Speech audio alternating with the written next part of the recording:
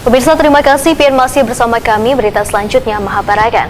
Pencabutan harga eceran tertinggi minyak lamak oleh pemerintah ini ternyata mendapat tanggapan dari Wakil Rakyat di DPRD Banjarmasin. Pencabutan harga eceran tertinggi minyak lamak tentunya akan sangat meresahkan warga. Lantaran kebutuhan warga wayah menjelang bulan Ramadan yang mulai meningkat.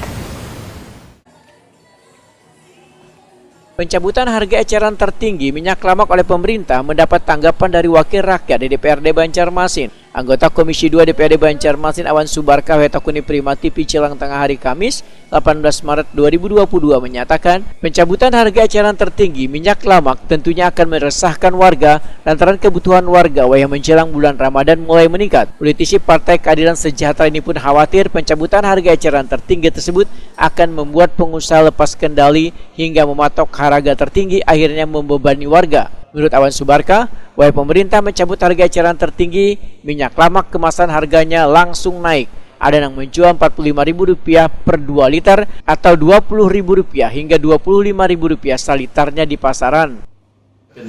Nah ya, ini yang saya khawatirkan itu seperti itu ya. Yang saya khawatirkan adalah kemudian karena dari para pengusaha-pengusaha minyak goreng ini ingin dengan harga yang tinggi, kemudian akhirnya lepas kontrol dari pemerintah. Ini yang saya khawatirkan ini seperti ini ya. Artinya pemerintah kalah oleh para para pengusaha itu.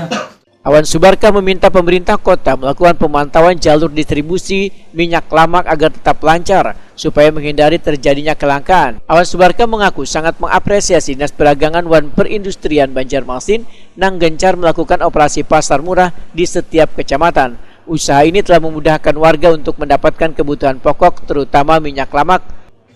Mungkin minyaknya itu sudah dilakukan lah oleh Disperdaging Kota. Nah sementara ini kan Dinas Perdagangan Kota pertama kita apresiasi ya, sebenarnya selama ini sudah berusaha melakukan solusi jangka pendek ya. Solusi jangka pendek ini adalah dengan melakukan pasar murah ya, baik di kantor Dinas Perdagangan maupun di beberapa instansi bekerjasama dengan kepolisian, Polres dan sebagainya. Tapi itu sifatnya jangka pendek gitu.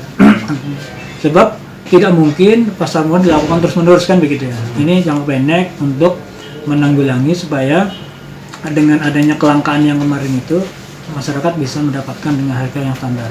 Itu kita apresiasi. Hanya memang tidak cukup itu.